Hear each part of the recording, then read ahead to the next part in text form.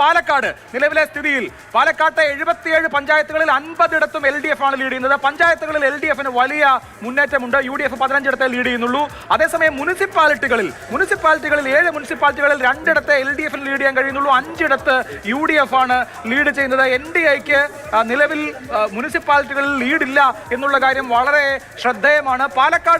Palakkad Gokul ഗ്രാമപഞ്ചായത്തുകളിൽ LDF മികച്ച വിജയം നേടുമ്പോൾ അവർ മുനിസിപ്പാലിറ്റികളിൽ പിറകി പോവുകയാണ്. പാലക്കാട് മുനിസിപ്പാലിറ്റിയിൽ എന്ത് സംഭവിക്കുന്നു, ഷൊർണൂർ മുനിസിപ്പാലിറ്റിയിൽ എന്ത് സംഭവിക്കുന്നു? പെട്ടെന്ന് പാലക്കാട് നഗരസഭയിൽ ഏറ്റവും പ്രധാനപ്പെട്ടത് ഒപ്പത്തിനൊപ്പമുള്ള പോരാട്ടം. UDF-ഉം NDA-യും ഒരേ രീതിയിൽ നിൽക്കുമ്പോൾ ഇപ്പോൾ 11ാം വാർഡിലെ കൂടി ഫലം വരുന്നു. 11ാം വാർഡിൽ UDF ജയിക്കുമ്പോൾ ഒരു സീറ്റിന്റെ ഭൂരിപക്ഷത്തിൽ UDF ലീഡ് നിലനിർത്തുന്നു. അതേസമയം വളരെ പെട്ടെന്ന് പറയുകയാണെങ്കിൽ ഷൊർണൂരിൽ LDF ഭരണം നിലനിർത്തുകയാണ്. ഷൊർണൂരിൽ നഗരസഭയിൽ 35 വാർഡുകൾ പൂർത്തിയാകുമ്പോൾ LDF-ന് വിജയം ഉറപ്പിക്കുകയാണ്. 17 വാർഡുകളിൽ LDF, 12 വാർഡുകളിൽ BJP സീറ്റ് വർദ്ധിപ്പിച്ചു എന്നുള്ളതാണ്. 4 വാർഡുകളിലേക്ക് ഒതുങ്ങി. കഴിഞ്ഞ തവണ ഷൊർണൂരിൽ 7 വാർഡുകളിലാണ് UDF ജയിച്ചെങ്കിൽ ഇപ്പോൾ അത് 4 കുറയുകയും NDA 9 വാർഡുകളിൽ നിന്ന് 12 വാർഡുകളിലേക്ക് ഉയരുകയുമാണ് ചെയ്തത്. പക്ഷേ പാലക്കാട് നഗരസഭയിൽ ഇഞ്ചോടിഞ്ച് പോരാട്ടം വരുന്നു.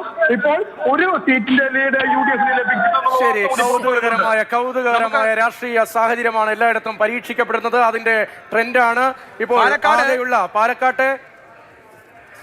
പാലക്കാട്ടെ ആകെയുള്ള 8 മുനിസിപ്പൽ കോർപ്പറേഷനുകൾ മുനിസിപ്പാലിറ്റികളിലെ റിസൾട്ട് വരുമ്പോൾ 2 മാത്രമാണ് അഭിലാഷ് LDF-ന്റെ ലീഡ്. ഒറ്റപ്പാലത്തും ഷൊർണൂരും മാത്രം. പാലക്കാട് നഗരസഭ UDF ലീഡ് ചെയ്യുന്നു, ചെറുപ്പളശ്ശേരി ലീഡ് ചെയ്യുന്നു, ചിറ്റൂർ തത്തമംഗലം ലീഡ് ചെയ്യുന്നു, മണ്ണാർക്കാട് UDF ലീഡ് ചെയ്യുന്നു, പാലക്കാടിനൊപ്പം പട്ടാമ്പി ലീഡ് ചെയ്യുന്നു. ഇനി മറ്റൊരു കൗതുകമുള്ളത് LDF ലീഡ് ചെയ്യുന്ന ഒറ്റപ്പാലം ഷൊർണൂര് പരമ്പരാഗത ശക്തി കേന്ദ്രമാണ്. അവിടെ പക്ഷേ തൊട്ടു പിന്നിൽ BJP ഉണ്ട്.